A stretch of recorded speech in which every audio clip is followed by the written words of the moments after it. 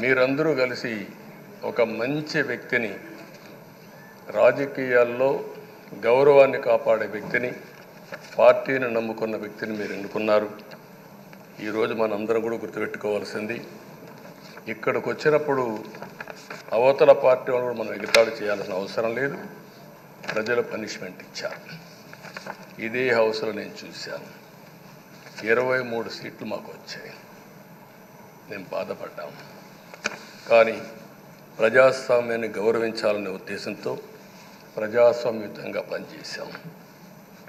23వ తారీఖు ఎన్నికల రిజల్ట్స్ వస్తే దాన్ని వక్రీకరించి 23వ తారీఖున దేవుడు రాసిన స్క్రిప్ట్ ఇది, మీకు 23 సీట్లు వచ్చాయని మాట్లాడారు. ఇప్పుడు నేను అడుగుతున్నా, కూటమికి 164 సీట్లు వచ్చాయి. 1, 6, 4 కూడుకుంటే 11 వస్తుంది. రాష్ట్రంలో దగ్గర 1631 రోజులు అమరావతి రైతాంగం ఆడబిడ్డలు ఉద్యమం చేశారు. ఆ 4 నెంబర్లు కలుపుకుంటే 1, 6, 3, 1 కలుపుకుంటే 11 వస్తుంది. అంటే ఇది కూడా భగవంతుడి స్క్రిప్ట్ అయినా కూడా నేను మాట్లాడడం లేదు, నేను కామెంట్ చేయడం లేదు. ఈరోజు ఉంటే వాళ్ళకు కూడా అర్థమయ్యేది. వాళ్ళు ఉండకుండా పోవడం అనేది వాళ్ళ పిరికితనం తప్ప ఇంకోటి కాదని చెప్పి కూడా నేను మీకు తెలియజేస్తున్నా. అయితే నేను ఇక్కడుండే సభ్యులను కూడా మిమ్మల్ని కోరుతున్నా, మనం ప్రజా సమస్యలపైన దృష్టి పెట్టాలి తప్ప వీళ్ళ మీద కాదని చెప్పి కూడా నేను మీకు తెలియజేసుకుంటున్నాను. ఆ రోజు పవన్ కళ్యాణ్ గారిని అసెంబ్లీ గేటు కూడా తాకనీయం అని పెద్ద డైలాగులు చెప్పారు. 21 సీట్లలో పోటీ చేస్తే 21 సీట్లని గెలిపించిన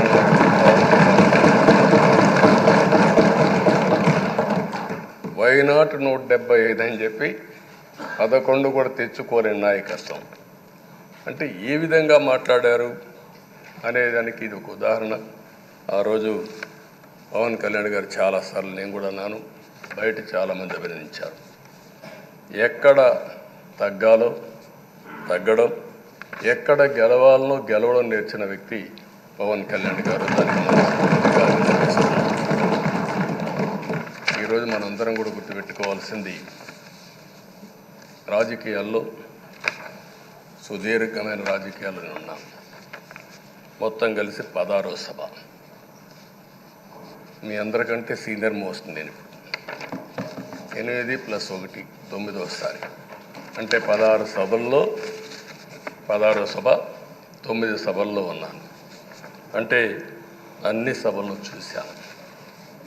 నా జీవితంలో ఎప్పుడూ చూడని సభ మొన్న జరిగిన సభ, 15వ శాసనసభ. కానీ ఇప్పుడు నేను కోరుకునేది మీ దగ్గర నుంచి, అది ఒక చెడు సభ కింద, ఒక కౌరవ సభ కింద మనం భావించాం. కానీ అత్యున్నతమైన సభగా 16వ శాసనసభని నిర్వహించే బాధ్యత మనందరిపైన ఉంది. గౌరవప్రదంగా నిర్వహించాలి.